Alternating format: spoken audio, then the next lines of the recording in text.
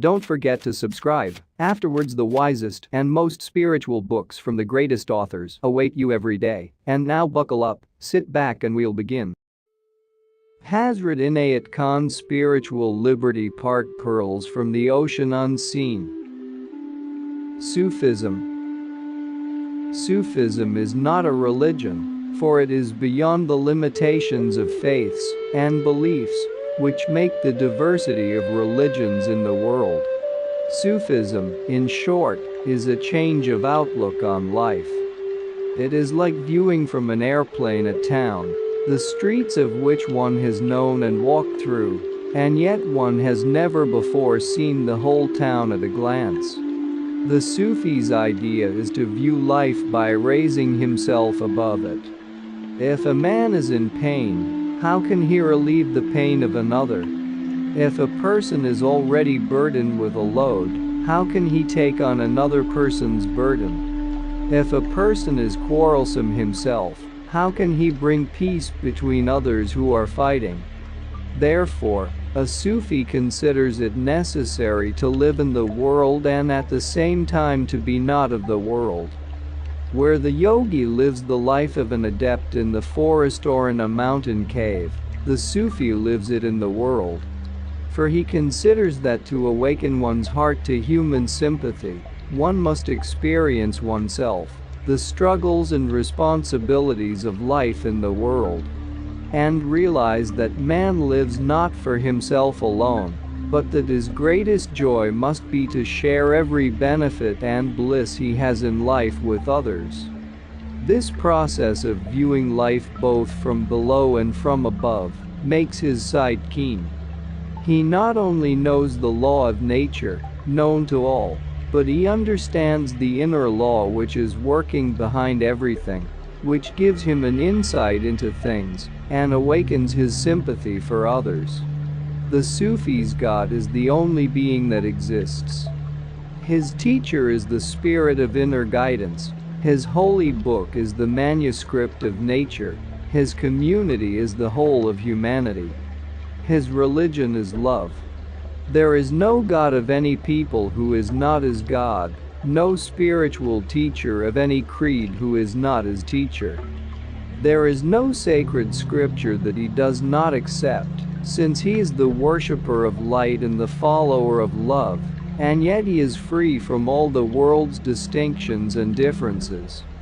The diversity of names in the universe to him is a veil of illusion, which covers unity, the one life.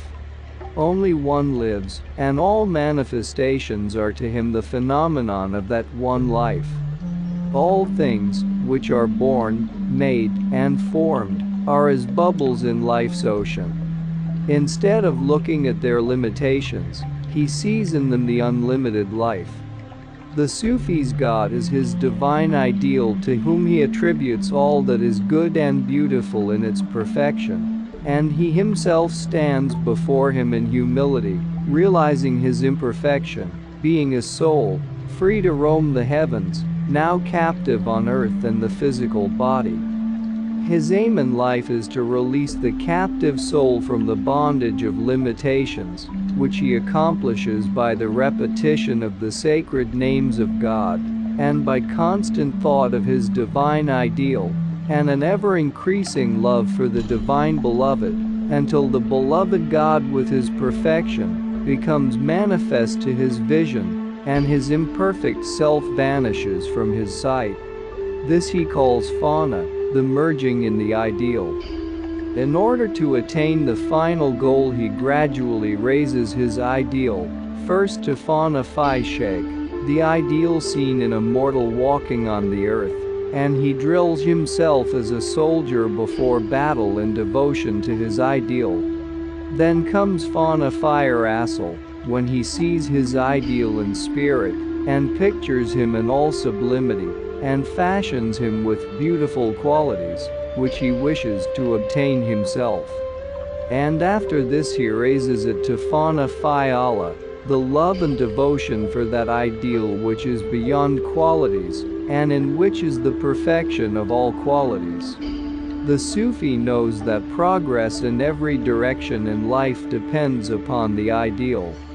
As high as is the ideal of a person, so high he rises in life.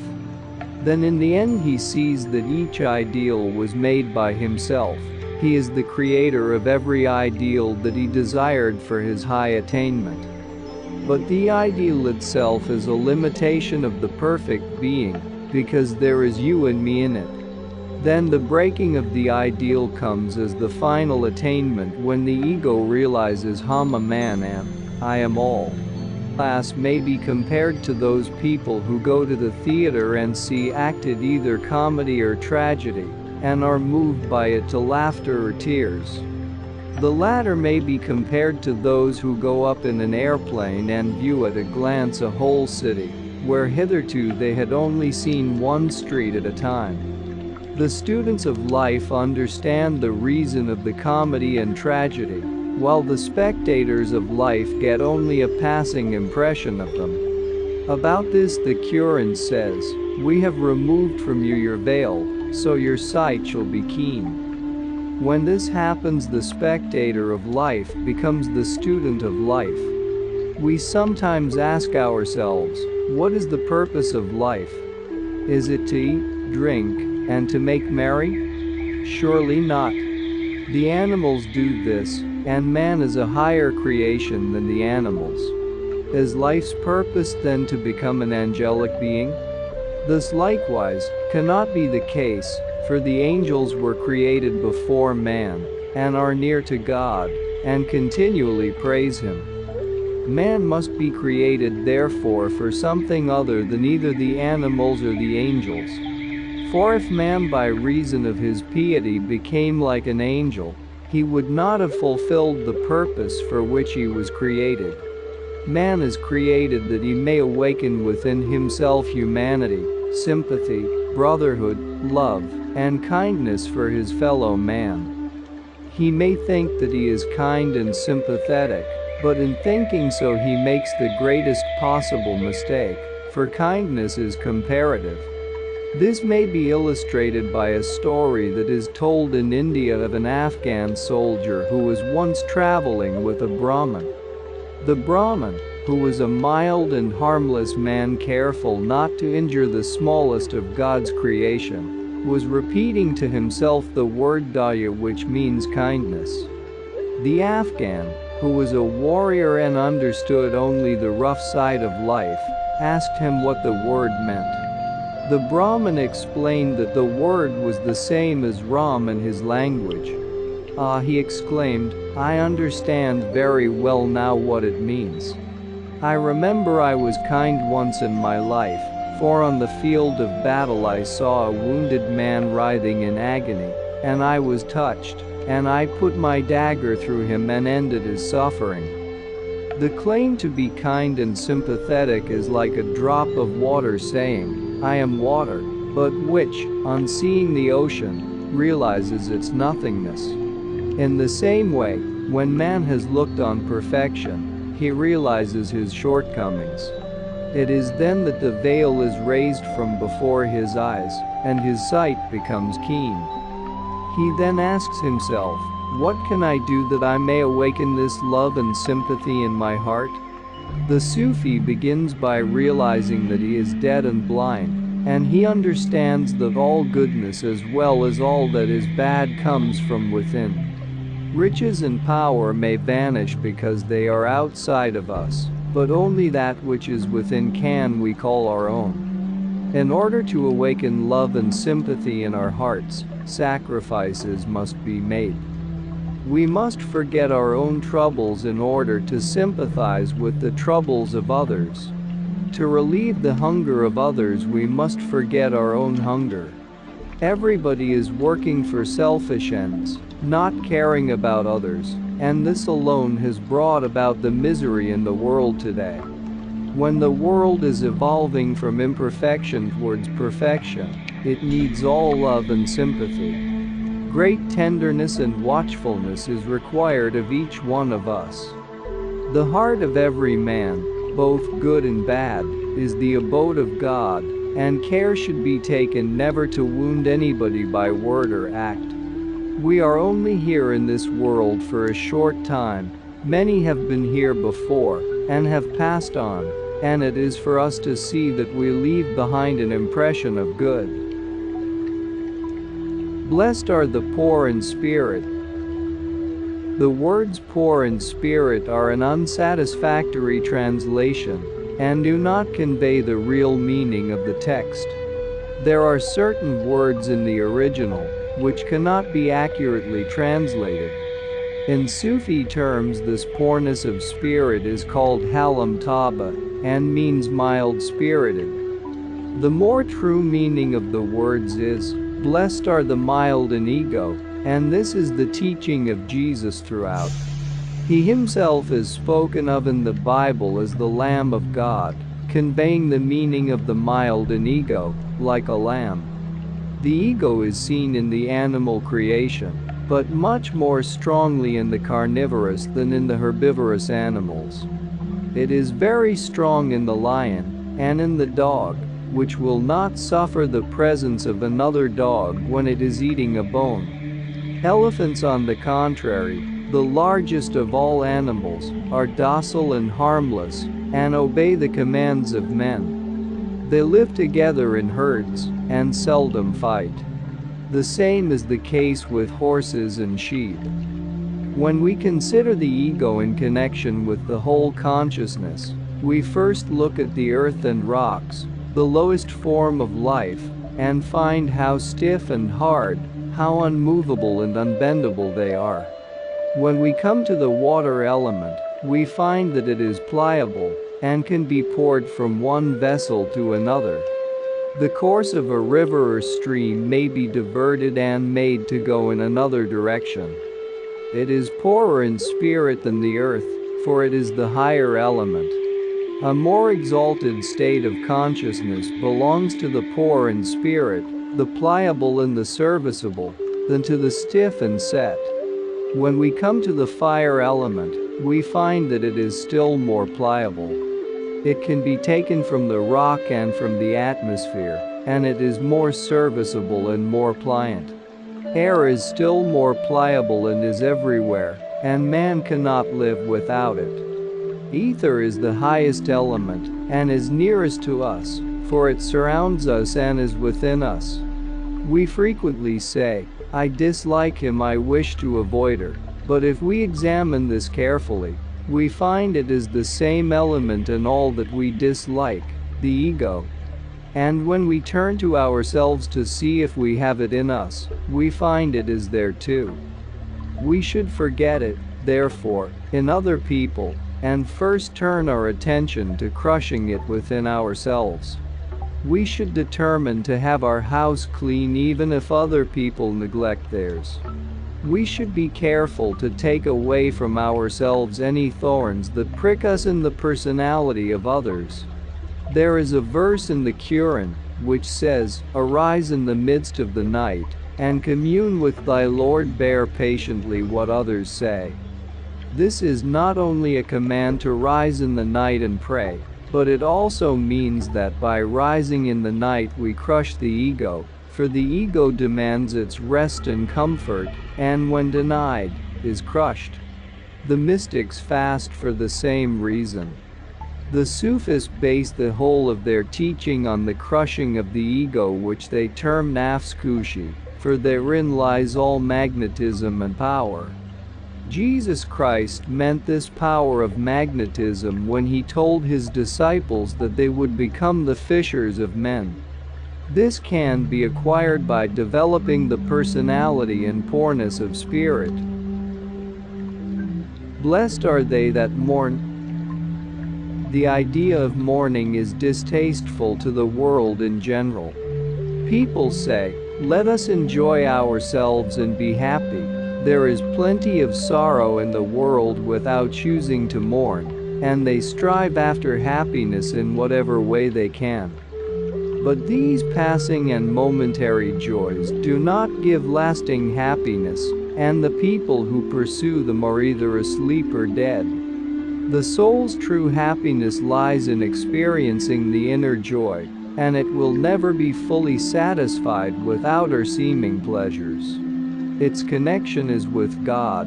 and nothing short of perfection will ever satisfy it. The purpose of life is to become aware of our imperfections and to mourn for them.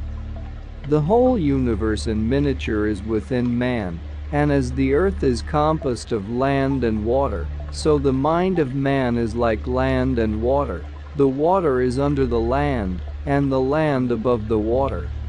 The land represents the thoughts and imaginations, while the water represents the feelings.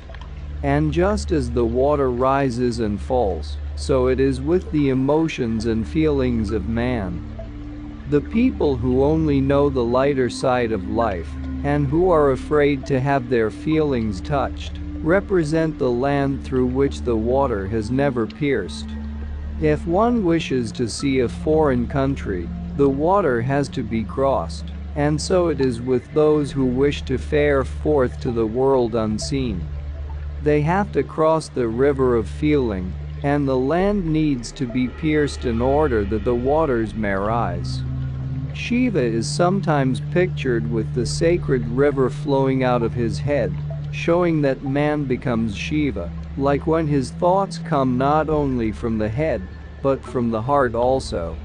It is the thoughts that spring from the depths of the heart which become inspirations and revelations, and these come from the hearts of awakened souls, called by the Sufis, Sahib-i-Dil. The bringers of joy are the children of sorrow. Every blow we get in life pierces the heart and awakens our feelings to sympathize with others, and every swing of comfort lulls us to sleep, and we become unaware of all. This proves the truth of these words, "Blessed are they that mourn." Thought is the more solid form of feeling, and needs to be melted in order to become water. All water is the same, but when it is bitter or sweet to the taste, it is because some element of earth has become mixed with it. And so it is with the emotions, in the water of feeling, which have come in contact with things of the earth. There are two classes of people in the world: those who like comedy and those who like tragedy. Those who like tragedy are the wise and thoughtful. Not because they like what is tragic, but because they experience life through the pain of tragedy, and they want to keep this experience at the cost of pain. Everybody has an ideal in life, and that ideal is the religion of his soul, and coming short of that ideal is what we term sin. The thoughtful and serious-minded man repents in tears for his shortcomings, and thus proves himself to be alive, while the shallow man is angry at his fall, and is ready to blame those who seem to him to have caused it. He is apparently dead. This shows that it is blessed to mourn over our imperfections, and by so doing we are striving after perfection, and thus fulfilling the command of Christ, "Be ye perfect, even as your Father, which is in heaven, is perfect." Repent ye, for the kingdom of heaven is at hand. These words were spoken in the first place by John the Baptist in reference to the coming of Jesus Christ. But apart from this, there is a spiritual meaning in the words, "kingdom of heaven." All things that belong to any person constitute his kingdom, be they great riches and power, or petty possessions.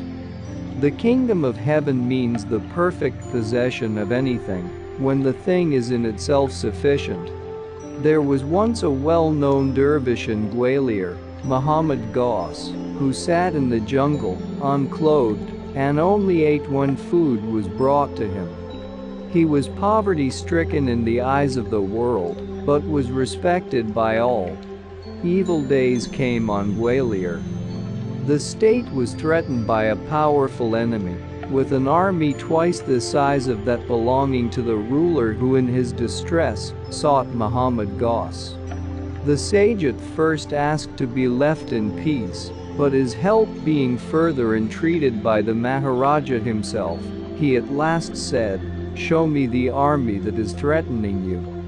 They took him outside the city and showed him the vast host that was advancing. Muhammad Ghaus waved his hand, repeating the word, "Maktal, be destroyed." As he did so, the army of the Maharaja of Gwalior appeared immense to the oncoming army, which turned in fear and fled. This Sufi saint was the possessor of the kingdom of heaven. His tomb is now in a palace, and the kings of the earth come and bow before it. The kingdom of heaven is in the hearts of those who realize God. This is recognized in the East, and great respect and regard is always shown for the holy ones. Sufi Sarmad, a great saint who was absorbed in the vision of the One, lived in the time of Aurangzeb, the great Mughal emperor. Aurangzeb demanded that Sufi Sarmad should come to the mosque. On his refusing to do so, he was beheaded at the command of the emperor. From that time dates the downfall of the Mughals. This story shows that the possessor of the kingdom of heaven has the power even when dead, to overthrow the kingdoms of the earth. We see this same truth again in the story of Krishna and Arjuna. Arjuna and his 5 brothers had to fight alone against a mighty host. The prince sought the god and wanted to renounce the kingdom. But Krishna said, "Nay, thou must first win back what thou hast lost, and then come to me." And the story goes on to tell how Krishna himself drove the chariot, and the enemies of Arjuna were defeated, for the possessor of the kingdom of heaven was with Arjuna. Speaking from a metaphysical point of view, the kingdom of heaven may be attained by the way of repentance. If we have offended a friend, and he turns away from us, and we in fullness of heart ask for forgiveness, his heart will melt towards us. If, on the other hand, we close our heart, it becomes frozen. Repenting and asking for pardon not only melts the hearts of those we have offended, but also of those in the world unseen. These words can also be explained scientifically. Warmth melts, while cold freezes. Drops of water falling on a warm place and on a cold place are affected differently. The drop in the warm place spreads and becomes larger, covers a larger space, whereas a drop in the cold place freezes and becomes limited. Repentance has the effect of a drop spread in the warm sphere. It causes the heart to expand and become universal, while the hardening of the heart brings limitation. The bubble does not last long, it soon breaks, but with its break, it joins a mighty ocean. So with us. When by warmth of heart we can break our limited self, we merge in the One, the unlimited. When our limited kingdom is lost from our sight, we inherit the kingdom of God. Cause. There is an innate desire in every human being for knowledge. The child wants to know the cause of everything, and asks countless questions. The desire for knowledge, if our eyes were but open to perceive it, is even in the plants. It is this desire which develops the mineral into the vegetable, and the vegetable into the animal, and the animal into the human being. It is well developed in man, and fully attained in the mastermind. The Sufis say that the whole of creation took place to satisfy the desire for knowledge. With man, this desire is never satisfied. He always wants to know more. There is ever a restless craving within him for knowledge. This is because he does not look for the cause in the right way. He only sees the external causes, and not the cause underlying the cause, and below that, the primal cause. For example, a man who has become estranged from his friend only sees perhaps the superficial cause, and calls his friend unkind. Or he may even admit that he himself is at fault, Or he may go still deeper and say that owing to a certain planetary influence they cannot be friendly. Yet he has not probed the cause of this cause. If we study nature aright, we shall find that its whole being is wisdom. Life itself is wisdom. Look at the delicate structure of the eye and the protection afforded it by the eyelid. Does not this prove that nature's wisdom is much more developed than the science and art of man? Has man ever been able to create what is not in nature? We know that the rain falls and waters the ground and makes the plants grow, and we say that the rain is the cause of all this. But if we delve deeper, we should discover the cause of the rain. Even then, the inner cause remains hidden. For this reason the religions taught the God ideal, that the primal cause might be sought through the pursuit of God. It is when man has lost the idea of duality and feels himself at one with all creation, that his eyes are opened, and he sees the cause of everything. A scientific man comes forward and claims to have made some new and wonderful discovery, but as Solomon says, there is nothing new under the sun. Christ said he had come not to give a new law, and Muhammad said he had come to reveal the same law given by the teachers in the past, which had been corrupted, misunderstood, and forgotten by its followers. The mystics have possessed all knowledge from the beginning, and yet have never claimed it as their own, recognizing that all knowledge is possessed by one being alone, and will always be so. What is called supernatural becomes natural to one who understands, but to the ignorant it remains supernatural. He calls it a miracle or a phenomenon if he believes in it. If not, he mocks at it. There is a light within every soul. It only needs the clouds, which hide it, to dissolve for it to beam forth. This is the light of revelation. It is like a lantern to us. It lights up every dark corner we wish to examine, and gives an answer to every question we would ask. This light can only shine where the heart is pure, and in order to purify the heart, the Sufi has a contemplative process suited to the evolution of each individual. There is a beautiful Indian tale that illustrates the meaning of this light. It is said that there is a certain kind of cobra, which has a diamond in its head. When it goes into the jungle, it takes out the diamond and places it on a tree. By means of its light, it searches all it wants, and when it is finished, it puts the diamond back in its head. The cobra represents the soul, and the diamond the light of inspiration guiding it. The same truth is portrayed in the story of Aladdin and his lamp. The lady he loved represented the ideal of his soul. The lamp he had to find was the light of inner guidance, which when found, would lead him to the attainment of his ideal. Starting on the spiritual path is like descending into the dark, as man knows not what he will find. Mystics in the East have spent many years in the jungle on the spiritual quest, and later have come forth to show the way to mankind. This is a path, however, which cannot be taught, it must be realized. For language is inadequate to express even the experience of the heart, so how can the soul's experience of its highest attainment be explained in words? Higher attainment. Higher attainment in the material sense of the word is easily explained. If we possess 100 pounds, we may hope for the higher attainment of 200, or we may look upon higher attainment as a rise in the social world. In spiritual matters there is nothing we can recognize as higher attainment. The striving for higher attainment on the spiritual path is like shooting an arrow into the mist.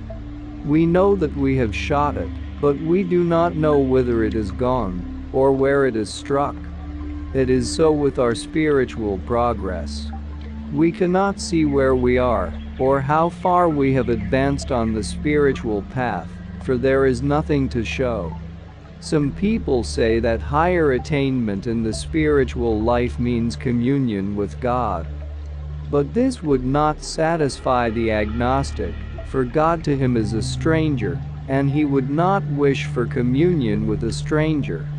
Some would travel along this path if they could attain their worldly desires, wealth or fame.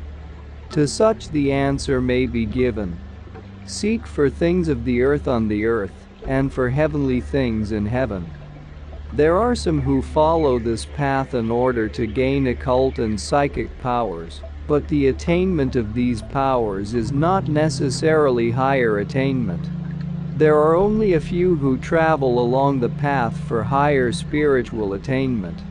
What then is higher attainment? If we look at our 5 fingers, we realize that all the power in them comes from one arm. If we want to arrive at higher attainment in the spiritual life, we must enter the plane of the abstract, for we find everything there. We must come to the realization of the one life running through all. To a certain degree we attain to the realization of unity by contemplation, religion, and prayer. But what is most necessary is sincerity in our way of life. What we are is all that really matters. Contemplation and meditation help in this, but our manner of life is what is all important, sincerity in our actions, and living life practically and not in theory. There is a story told in India of the boyhood of Bulleh Shah, a great saint. He went to school when he was a young boy, and was set to learn the alphabet. He was given the first letter Aleph, the figure 1, a straight line, and he never progressed any further than this one letter. His master was in despair, also his parents. In the end they became weary of him, and he went to live in the jungle. After many years he returned and sought out his old master. He told him that he had now learned Aleph, and had he anything else to teach? He then made the sign of Aleph on the wall, saying, "Look, is it right?" Immediately the wall split in two, making the sign of Aleph. On seeing this phenomenon, the master exclaimed, "Thou art my teacher. I am thy pupil." From this story we learn what it actually means to realize what unity is, because we always see the one. 2 is 1 and 1, and it is the same with 3, 4, or 5, hundreds or thousands. In the end, all numbers, even millions and billions, are nothing but multiples of 1. Thus we may say that the higher spiritual attainment is the realization of unity. Worship. There are 3 aspects of worship. The worship of God in heaven by those who understand Him as a separate being, the worship of God on earth, as a god or goddess, in the form of an idol, or of some being who is considered as an incarnation of God, and who is worshipped by the multitudes, and the worship of the God within, the innermost self of our being. It is this aspect of God that is understood by the Sufis, the Vedantists, and the great teachers such as Christ and Muhammad. In the beginning, the great masters taught the worship of some concrete object to those who could not understand any higher ideal of worship, in order to lead them up to the God ideal, that they might finally come to know the God within. There are some people who have realized that the innermost self is God, and who say, "Why should we approach God in forms of worship?" believing themselves to be self-sufficient.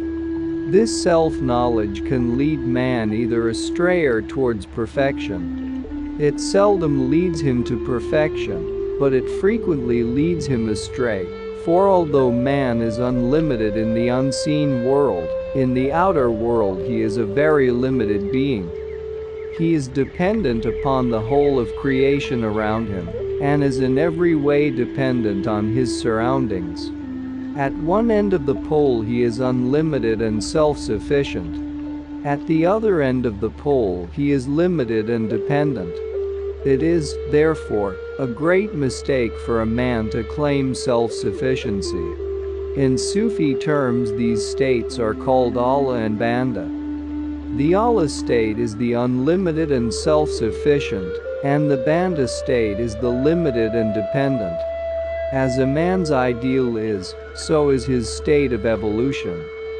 The man who is only interested in himself is very narrow and limited, whereas the man who has expanded his interests to his family and surroundings is greater, while he who expands them still further to his nation is yet greater, and he who extends them to the world at large is the greatest. But in all these cases a man is limited. It is the same with material ideals. One person may be content with 100 pounds, while another may aspire to 1,000,000. In accordance with his ideal, so man becomes. The highest ideal of man is to realize the unlimited, the immortal self within. There is no need for any higher ideal, for when man holds this ideal in his vision, he expands and becomes all he wants to be, and in time he attains to that peace, which is the longing of every soul. The worship of God expands the soul towards perfection. This is illustrated in the words of Sadi, who said, "Praise be to Allah, whose worship is the means of drawing closer to Him, and in giving thanks to whom is involved an increase of benefits. Every breath which is inhaled prolongs life and, when exhaled, quickens the body. Thus in every breath 2 blessings are contained, and for every blessing a separate thanksgiving is due." The prayerful attitude. There are 5 attitudes that are assumed by different classes of people with regard to prayer. In the first place there is the praiseful attitude of those who are grateful for their daily bread. The second class of people are those who are not only grateful for material benefits, but who hope also for power and position, or for forgiveness of their sins. The third class of people are those whose eyes are opened, who recognize the beauty of God in nature and in all around them, and glorify Him for that beauty. The fourth class of people are those who recognize the greatness of God and His power, who is able to provide for all His creation, from man to the smallest worm or germ. And in the fifth class are all the mystics and thinkers. Their attitude to prayer is far higher than that of the 4 preceding classes. They understand the truth of the being of man, that God and man are not separate. Notable among these are the Sufis. Many people who are free thinkers and have this understanding do not bother about prayer. Some even say, "To whom should we pray?" The Sufi realizes the truth of his being, and his whole life becomes an attitude of prayer, in spite of his free thought and his rising above good and bad, right and wrong. When a person loves, he may be in the crowd and yet be unaware of those around him, being absorbed in the thought of the beloved. And so it is with the love of God. He who loves God may be in the crowd, yet, being in the thought of God, he is in seclusion. To such a person the crowd makes no difference. Sadi says, prayer is the expansion of the limited being to the unlimited, the drawing closer of the soul to God. Hazrat Ali, the most distinguished among Sufis of the past, says, "To know the self is to know God," yet he spent much of his day and most of his nights in prayer. The Sufi's prayer is his journey to the eternal goal, his realization of God. The question now arises how to attain to this prayerful attitude in life. In the first place, for those whose prayer is one of praise, if their whole life is to assume a prayerful attitude, They must carry this praise and gratitude into the smallest details of life and feel grateful for the slightest act of kindness done to them by anybody. Man falls very short of this ideal in life. He is so stiff, he misses so many of the chances of giving thanks. It is sometimes because of his riches, while at other times he is blinded by his power. All that is done for him he thinks is his due because of his money or his influence. When a man has been able to attain this attitude of praise and thanksgiving for all things in life, then his life may indeed be called a prayerful life. Those who express a hope when they pray can turn their everyday striving into prayer, providing they maintain this hope in every pursuit of life, putting their trust in God, and provided they consider all the objects of their desire as coming from one and the same source when they have gained them. Those people who glorify God for His beauty should see the beauty of God in all His creatures. It is of no use to praise God for His beauty and then to criticize and find faults in His creation.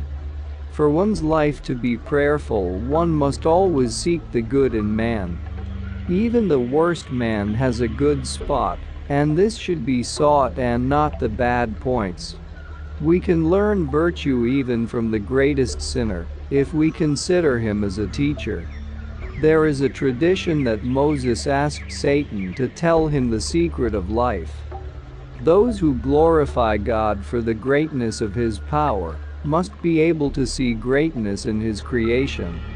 There are some who so pride themselves on their power, position and money that they cannot see the greatness in another.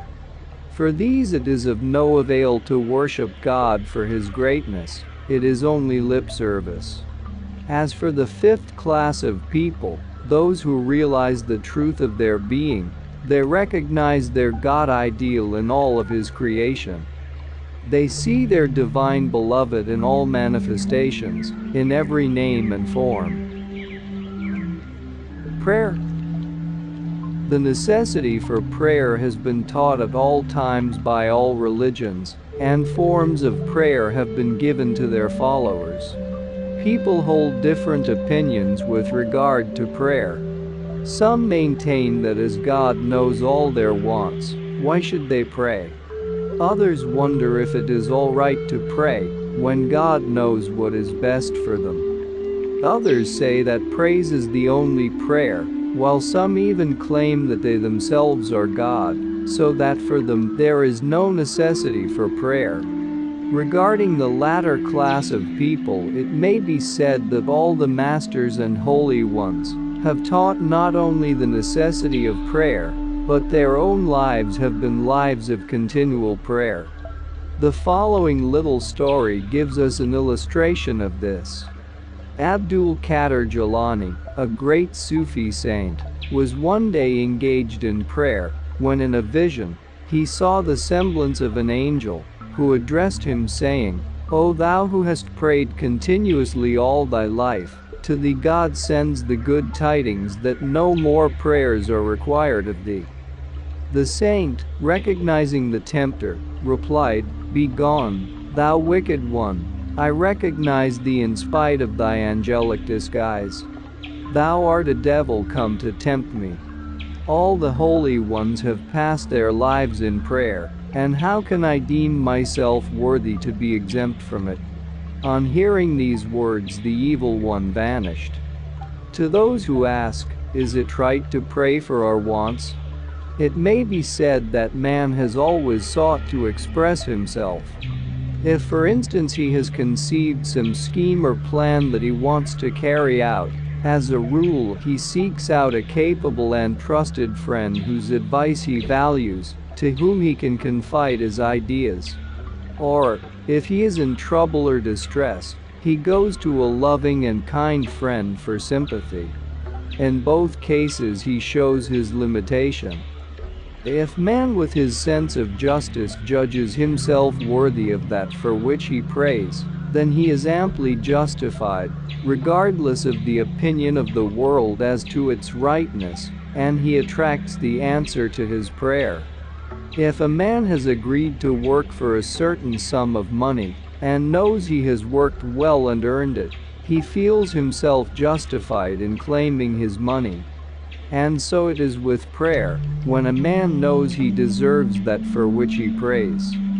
Before praying for the mercy of God, man must first learn to recognize God in all around him, in the care and protection he receives from all. God's mercy shows its hands and eyes everywhere in nature, so man must try to imitate it in his own life. He will then attract to himself the mercy of God. If our actions are harsh, we naturally attract the wrath of God.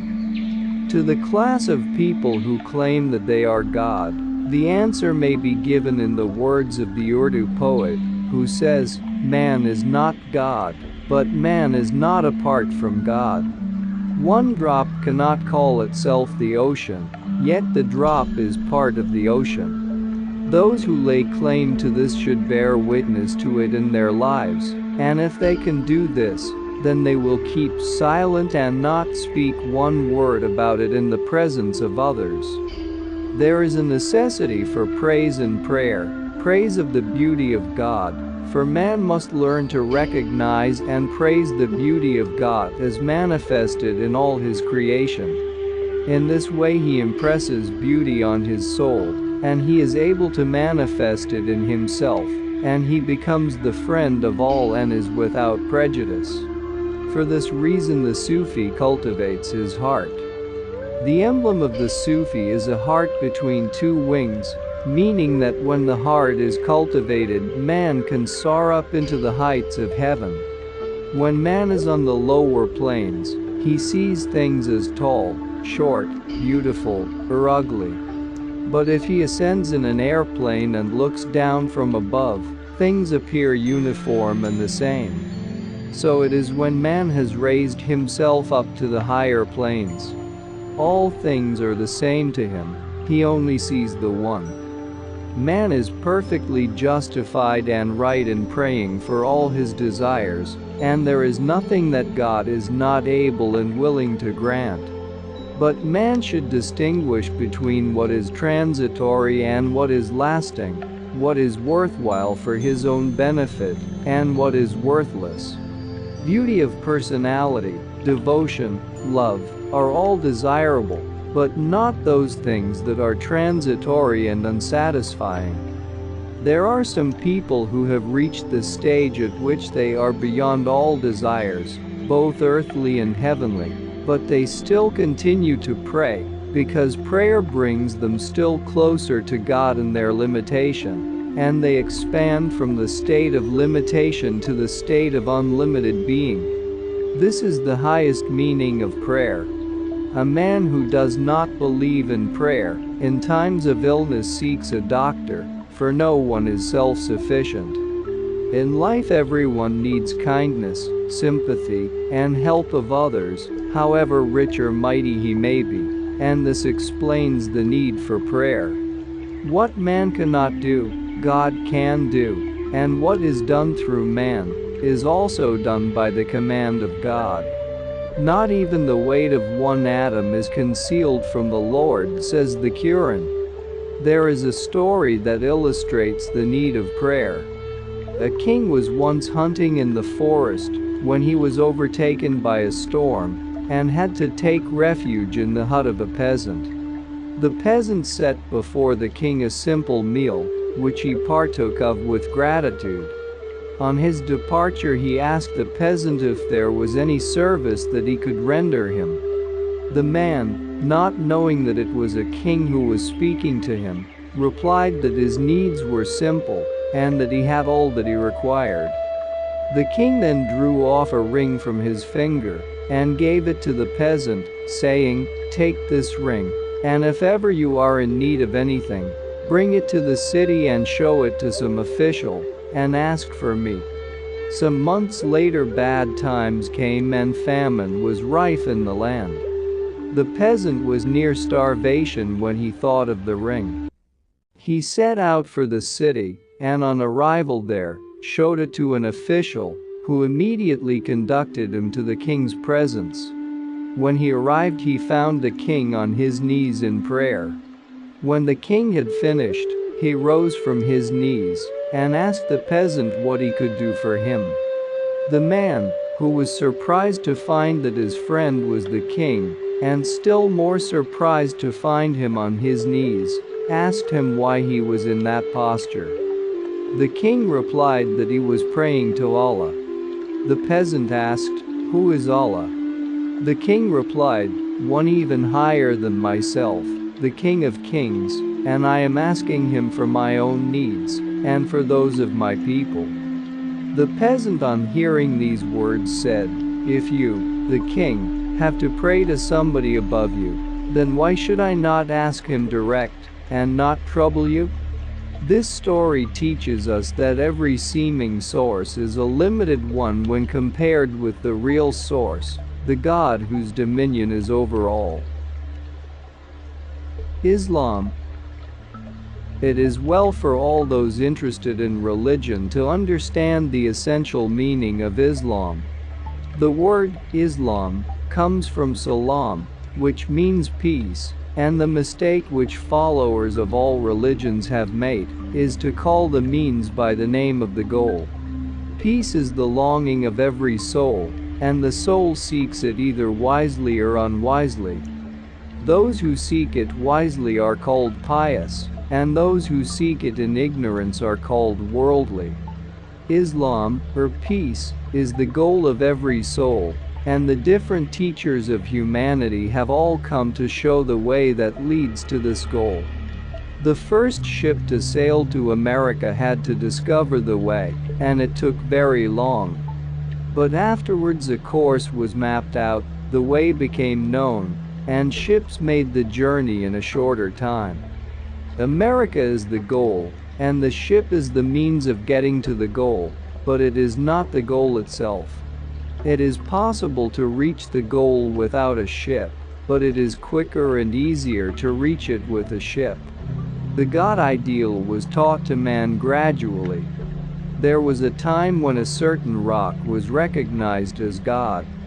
People at one period considered certain plants as sacred. At another time, certain animals and birds were considered sacred. For instance, the cow and the eagle were considered as sacred creatures.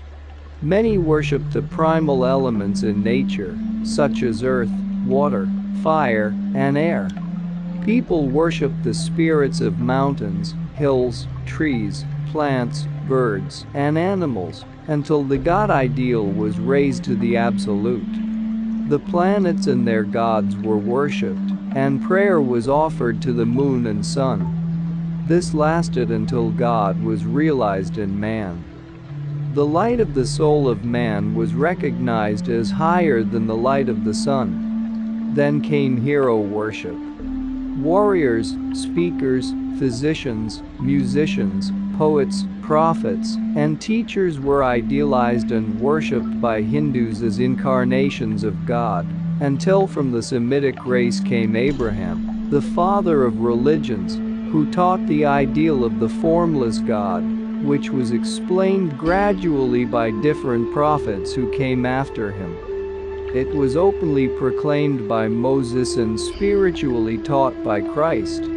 This same truth was disclosed in plain words by Muhammad, who bore the final message: none exists save God. This final message expands the ideal of worship to the invisible as well as to the visible being, in other words, to the absolute. The perfection of the God ideal leads up to the goal, which is the true Islam or peace. The effect of deeds. All religions have taught that there will be either punishment or reward for our deeds. But if we examine more closely, we shall see that the punishment or reward is the outcome of our deeds. It is our tendency towards idealization that causes us to name as punishment and reward what is simply the outcome of our actions. Good cannot be the outcome of evil, neither can evil be the outcome of good. If a thoughtless child is sent to buy eggs, and on the way home becomes so interested in its surroundings that it does not notice where it is going, and falls and breaks the eggs, we are apt to say, "You have broken all the eggs, and this is a punishment for your carelessness." But in reality, there was no one who dealt out this punishment. It followed as the natural result of carelessness. If we look down deeper within ourselves, we shall find that our deeds have a great effect on our inner being, and react and manifest on the surface as good or bad results. This explains right and wrong, good and evil. In other words, our body, our mind, and heart, the factor of feelings, react on each other. If the body controls the mind, or the mind the feelings, the result is bad, for it is the lower plane having a control over the higher plane of existence. On the other hand, when the heart controls the mind, and the mind the body, the result can only be good, as the higher self then has control over the lower self. The body having control over the mind is as if the horse were to ride the man, and not the man the horse.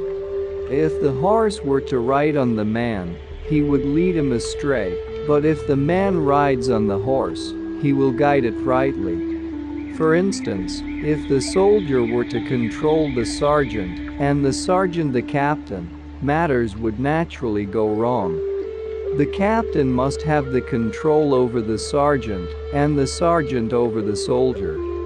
To take another example, a kind-hearted person, when controlled by his thoughts, may lose his kindness, and may keep another from some good thing by thinking that he should have it for himself. But when his kind feelings have risen above his thoughts, he may repent and say to himself, "How could I have thought such a thing?" There are 3 grades of activity in our lives called in the Hindu religion Sattva, the activity that always brings good; Rajas, the balanced activity which brings sometimes good, sometimes bad results; and Tamas, and the intense activity that always results in destruction. The extreme intensity of tamas is bad in all its aspects, for the vibrations increase so in speed that they clash together and cause destruction. When there is an intense love on the part of one for another, something usually happens to destroy it. This is also the case with intensity of desire or action, which ends in destruction. Rajas, the balanced activity, is always desirable. The result of our action may be good or bad, but it can never be very bad, as there is a balance. Sattva, the activity that always results in good, is the controlled activity, when we have a reign over it. This is the most difficult to attain, and needs the work and effort of a whole lifetime. All the saints and sages have had to journey through these grades and learn from experience, and they understand how difficult it is to attain control over our activity in life. There are 2 ways in which we may attain control over our activity. The first is confidence in the power of our own will, to know that if we have failed today, tomorrow we will not do so. The second is to have our eyes wide open, and to watch keenly our activity in all aspects of life. It is in the dark that we fall, but in the light we can see where we are going. So it is in life. We should have our eyes wide open to see where we walk. We should study life, and seek to know why we say a thing, and why we act as we do. We have failed perhaps hitherto because we have not been wide awake. We have fallen, and felt sorry, and have forgotten all about it, and perhaps may have fallen again. This is because we have not studied life. A study of life is the greatest of all religions, and there is no greater and more interesting study. Those who have mastered all grades of activity, they above all experience life in all its aspects. They are like swimmers in the sea who float on the water of life and do not sink. It is they on whom the deed has no effect. They are both the doers of the deed and the creators of its effect. Balance. In balance lies the whole secret of life, and the lack of it explains death.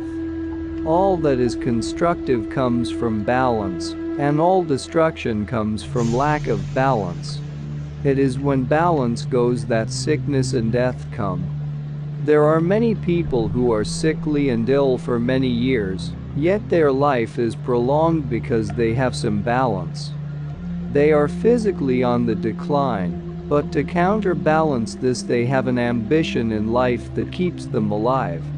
It may be the desire to see the success of a loved son, or the happiness of a daughter. All religions and philosophies have laid down certain principles such as kindness, truthfulness, forgiveness, but the mystic lays no stress on principles. He allows everyone to have his own principles, each according to his point of view and evolution. For example, there are two men. One is so merciful that he will not even harm an insect, and he could not draw a sword to kill another human being, while the other man, for the sake of his people, is content to fight and to die. These are two opposite points of view, and both are right in their way. The Sufi therefore believes one should let each hold on to the principle suited to his evolution, but for himself, he looks beyond the principle to that which is at the back of it, the balance. He realizes that what makes one lose balance is wrong, and what makes one keep it is right. The main point is not to act against one's principles. If the whole world says a thing is wrong, and you yourself feel that it is right, it is so, perhaps, for you. The question of balance explains the problem of sin and virtue, and he who understands it is the master of life. There should be a balance in all our actions. To be either extreme or lukewarm is equally bad. There is a saying, "Jack of all trades, and master of none." This is very true, as there has been too little effort given, so that no one thing has been done thoroughly.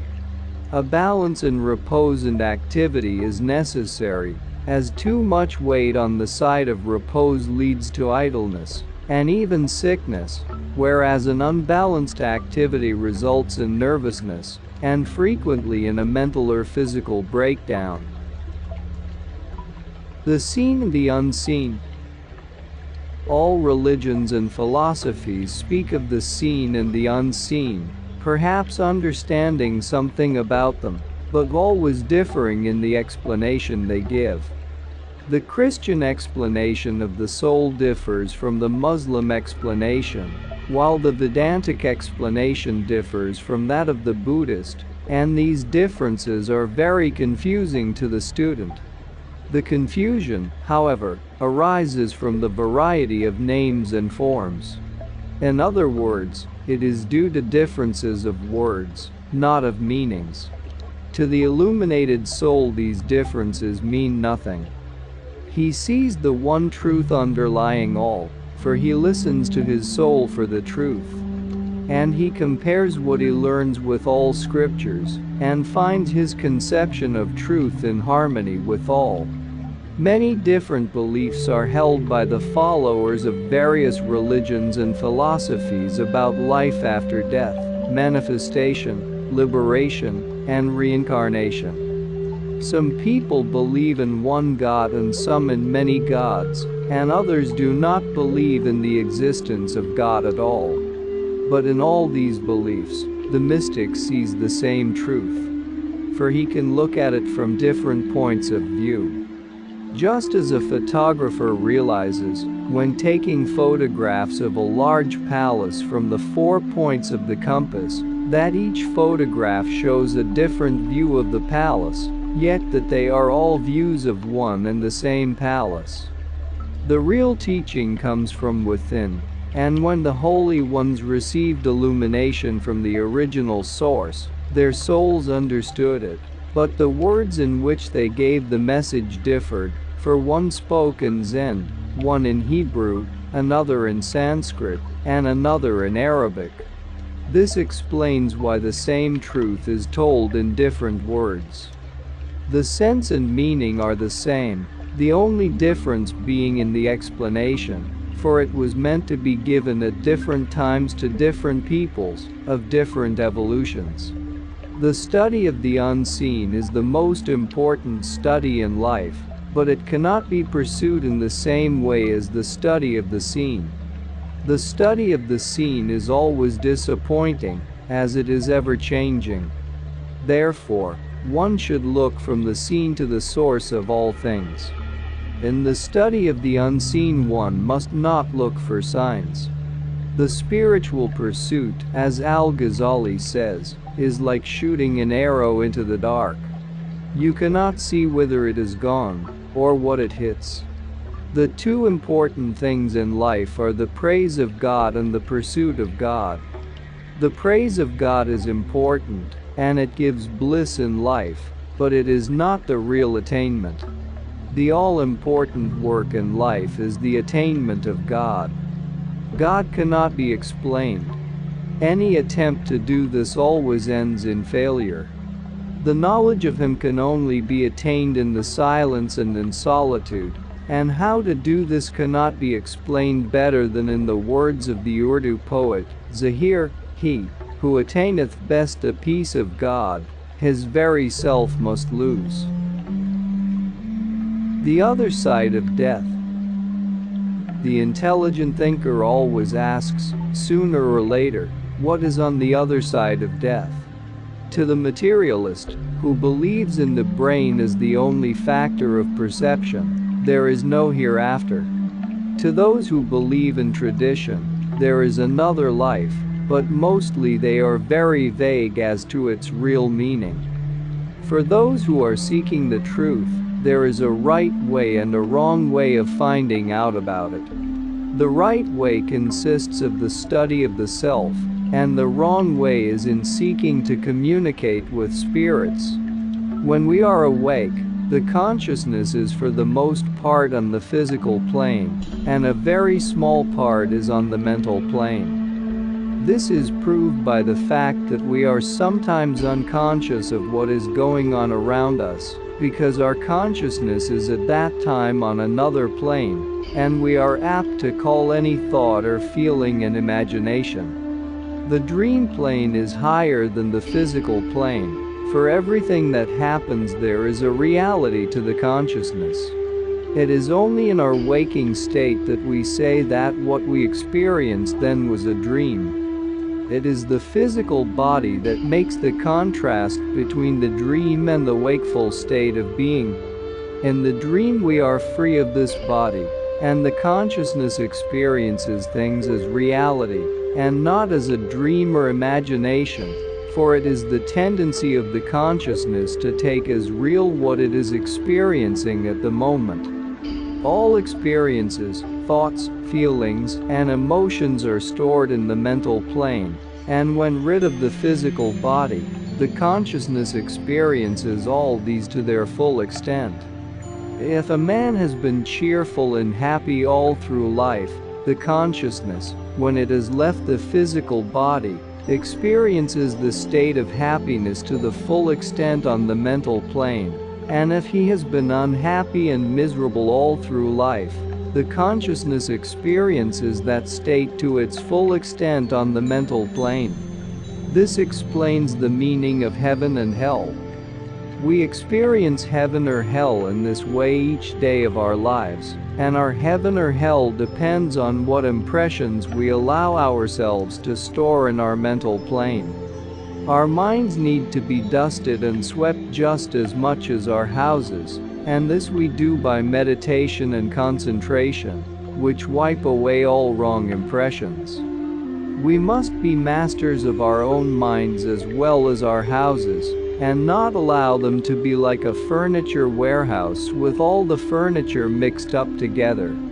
We must direct where everything is to be placed, so that complete order may reign therein. We must not allow any impression we do not wish to impress itself on our mental plane. On this side of life we have more willpower to control our impressions than we have on the other side.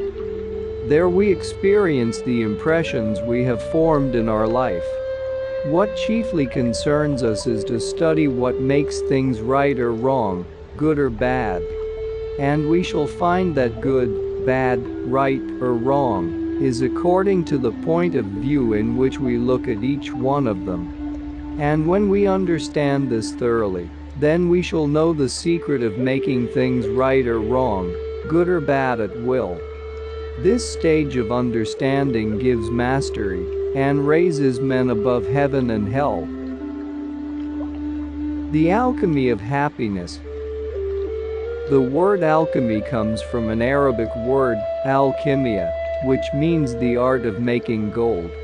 There are two kinds of gold: the gold that we obtain from outside, and the gold that the Eastern alchemist knew how to make for himself. The same may be applied to happiness.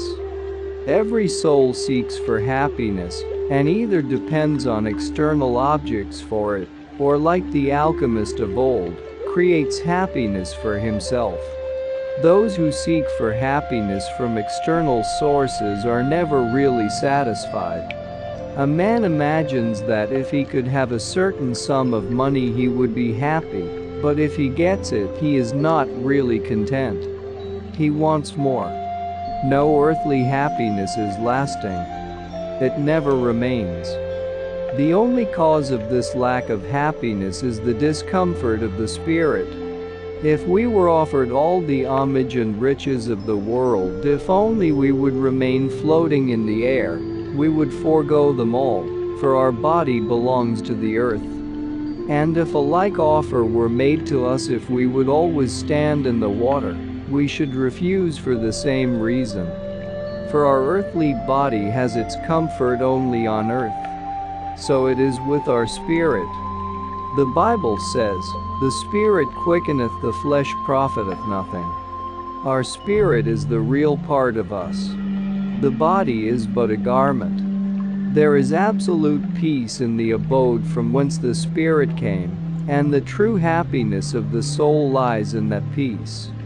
As man would not find peace at the tailor's just because his coat came from there, so the spirit cannot get true happiness from the earth just because the body belongs to the earth. The soul experiences life through the mind and body and enjoys it, but its true happiness lies in peace. In order to gain this peace, we have to begin with ourselves. There are fights going on within us between spirit and matter, struggles for our daily bread, and want of peace in our surroundings. We must first get this peace within ourselves before we can talk of peace in the world. Then we must be at peace with our surroundings, and never do or say anything that disturbs that peace. All thoughts, words, and actions that disturb the peace are sin, and all thoughts, words, and actions that create peace are virtue. In our dealings with those with whom it is difficult to keep peace, a constant effort to do so has a great effect. There are two forces in us, love and reason. We must keep an even balance between the two. If we give too much expression to love, we become unbalanced and fall into trouble. And if on the other hand we lean too much on the side of reason, we become cold. Wisdom and ignorance. Mystics, philosophers, and thinkers have all agreed that the greatest blessing in life is wisdom, and the greatest curse is ignorance. All people, according to their evolution, are seeking for what they consider to be the greatest bliss in life. For some it takes the form of wealth or power, for others renown, while for others it may be religion or spiritual bliss. All of these, when there is a lack of wisdom, turn into a curse, for wealth brings no happiness when there is absence of wisdom. The law courts are fed and kept going by the wealth of the foolish. Then again, what accursed power, in the hands of an unwise person, becomes to himself and to others, whereas wielded by the hand of wisdom, power brings a blessing with it. Fame, unless used wisely, only breeds enemies. The wise man, on the contrary, may lack wealth, but he is quite happy, and he can, if he desires, create it for himself. The same may be said of power and renown. A man may start life in a humble position, but by reason of his wisdom may become powerful and famous. The wise man knows how to make his life, while the foolish man for the most part mars his. It is the same with the spiritual life. So often a really religious person, earnestly striving after good, mars its effect by some foolish thought, word, or action, and thus destroys the work of years. The wise man never allows himself to be caught in such a net. He carefully watches his every thought, word, and action, and thus ever progresses on the spiritual path. He may at times have a setback, but he knows how to profit even by his falls, and uses them as stepping stones to higher things. There is no real happiness in life where there is a lack of understanding. This is the case with wife or husband, child or friend. The closest and finest relationship in life is that with one who understands, and this again is only experienced by the wise. Causa and Qadr. There are two forces in the universe, causa, the divine force that is working through all things and being, and qadr, the free will of the individual. If the divine will is working through all things and beings, and man is but the instrument through which the divine will works, he is helpless, and how can he be responsible for his deeds? Man is nevertheless held responsible, for the free will of the individual is the perfect will, working through the intelligence of the individual. This may be illustrated in the following way. A merchant who owns a factory employs many hands to work in it. It is his will and wish that all shall work harmoniously together, but the success of the factory is equally the responsibility of each individual worker, for the owner of the factory runs it by means of the workers. If anyone works contrary to his will, things go wrong, and the one working thus is responsible for it. In like manner, the will of the whole being works through all, yet it is the responsibility of the individual to carry out that will. If we consider this carefully, we shall find that this will is also our will, and when we act contrary to it, we get no satisfaction, for we have not carried out our own will. We are, as it were, a pole, at one end of which is the limited individual and at the other end, the perfect self. In seeking to carry out the will of God, our attitude should be that of a child who is kept from doing wrong by the thought that he might vex his parents. In the same way, we should watch our every thought and action lest they should be displeasing to God, the perfect self.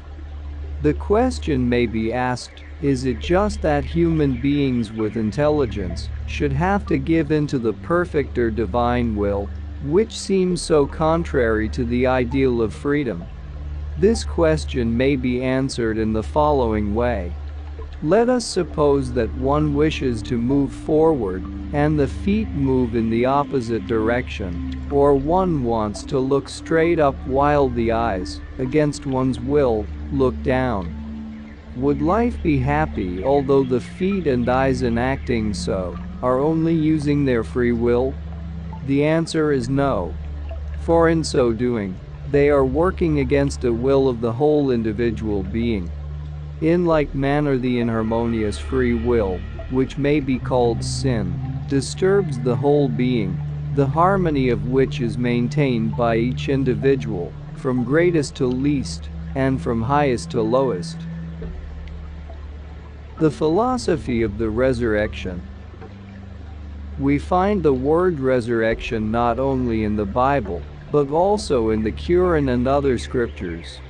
What is truth becomes false when wrongly understood, and even the false is made true when rightly understood. The following story will help to explain the meaning of the word resurrection. There was once a king who desired that his son should experience all aspects of life, and for this reason kept him in ignorance of the fact that he was a prince.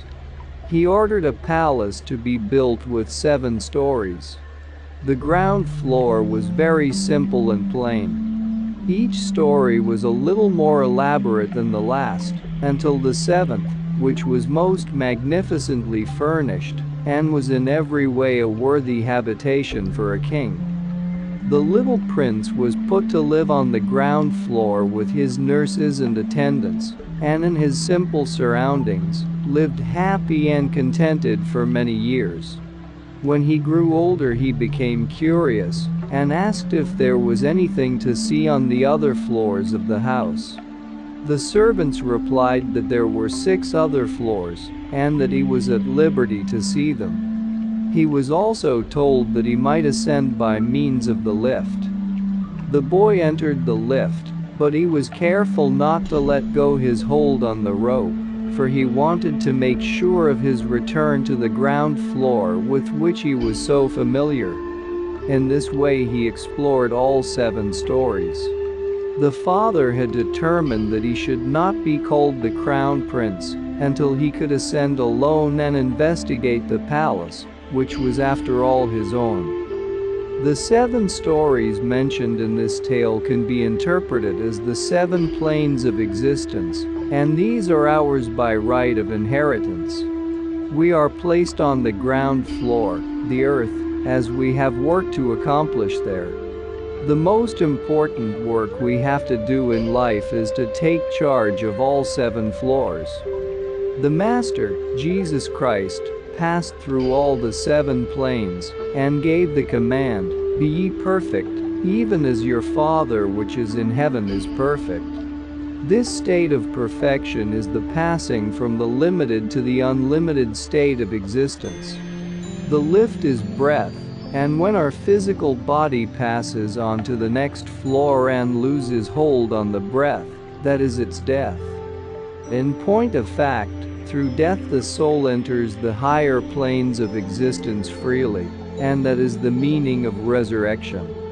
There are 2 aspects of resurrection, the negative and the actual. The negative resurrection takes place when we pass to the higher planes of existence in the lift by means of the breath, and hold on to the rope, the physical body, and come back to the first floor, the earth, again. This is the meaning of those words in the hadith, "Die before death." This negative resurrection is the teaching of the Sufis, and is the whole object of the contemplative life, which they lead. It takes away the fear of death, and death becomes the bridge that unites friend with friend. Jesus, when passing from the earth, left behind his physical body forever, and that was his positive resurrection. When we are asleep and dream, we leave our physical body and live in our finer body for the time being. The finer body is a replica of our physical body. Both bodies have been impressed with each other, and are exactly alike. This answers the question as to how it was that Jesus appeared to his disciples in what they believed to be his physical body. He had promised them that he would come to them again, and it was their earnest desire and loving devotion that created his presence. This whole universe was created by the power of mind. This power is in each one of us, and our power of creating is in proportion to the earnestness and reality of our desires. Such was the case with the faithful disciples. It was their earnest love and longing that created the presence of their Lord. The murshid is one who is passive to the word of God from within, who is illuminated, and who holds communion with God. There are two kinds of murshid. In the first place, there is the murshid who receives inspiration in the jungle or in the solitude, and when he arrives at the fullness of the message he comes forth to find a suitable talib or murid, one who is responsive, to whom he can give this message, for the light must find expression. For this light to manifest, no learning is necessary. The most unlettered have been the greatest teachers in the world. One notable example is Kabir, the weaver who wrote volumes of inspired verse. His poems were in the language of an illiterate man, but in spite of this they have been read and admired all over India, and Kabir is looked upon as one of the greatest and most enlightened teachers. This class of murshid, therefore, gathers around him murids who are responsive and who will make themselves passive to receive his training. This is difficult for some people who say that they cannot give up their individuality to another. But when we consider the question, we may ask ourselves, who is another? Then we realize that in the true sense of being there is but one. When the veil of ignorance is raised, there is no longer any I in you, but only the one exists. This is the teaching of the Bible and of all scriptures. The murshid and the murid are one. The other murshids are caliphs, those who belong to a special school such as the Chishtiya, Qadiri, Naqshbandi, Suhrawardi, and who base their training on a careful and special observation of human beings and their character and tendencies. They teach exactly the same truth as the other class of Sufi, but they follow a method adapted to suit the faith, belief, nature, and manner of the people who come under their care. The system is only the outer garment, the coat as it were. Many people claim to know all about Sufism from simply reading about it in books, but what such people know is in reality only the system, the outer garment, not the inner truth. Some people who see Sufism taught by a Muslim, preaching in the mosque, naturally call it a branch of Islam. But they do not know that the seed, which is found in the fruit, was in its origin the root of the same plant. Those who see it in the garb of Hinduism say it is derived from Hinduism. Those who see its resemblance to Buddhism say that its origin is Buddhism. Now the message of Sufism is being proclaimed in the West, where the people are mostly Christian. And as it is given to suit the faith, belief, customs, and manners of the inhabitants, a person who does not know the real idea of Sufism may say that this is a new sect of Christianity. Let people call it what they will. Sufism being the essence of all religion, it matters little what faith people profess, provided they understand it rightly. In the East there are many such schools. There is a great spiritual advantage in being initiated into one of them, as the initiate has the help, not only of his murshid, but of all the former murshids who have passed over to the other side. He is, in fact, as a link in a chain.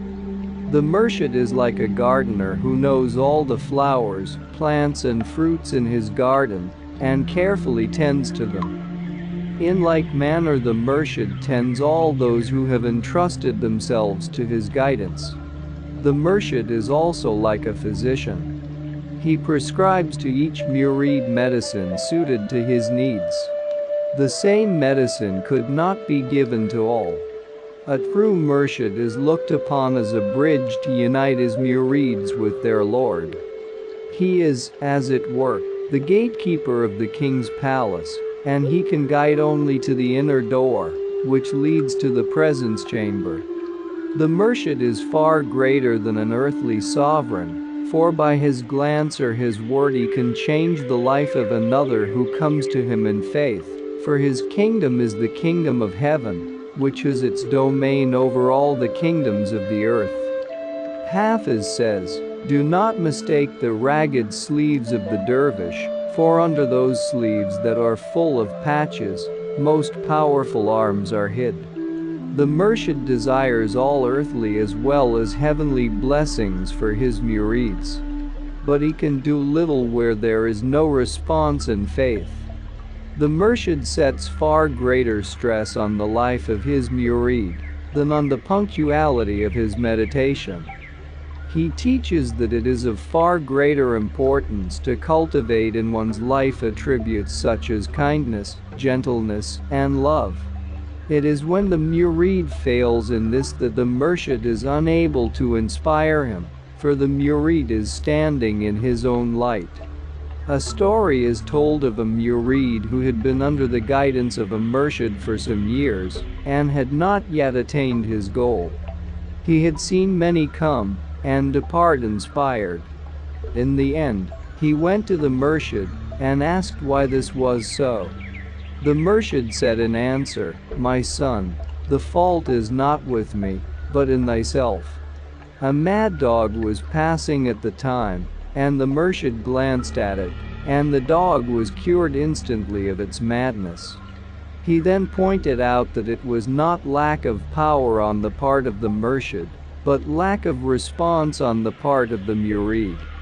About this, Hafiz says, "The dark fated ones cannot be guided even by the illuminated ones."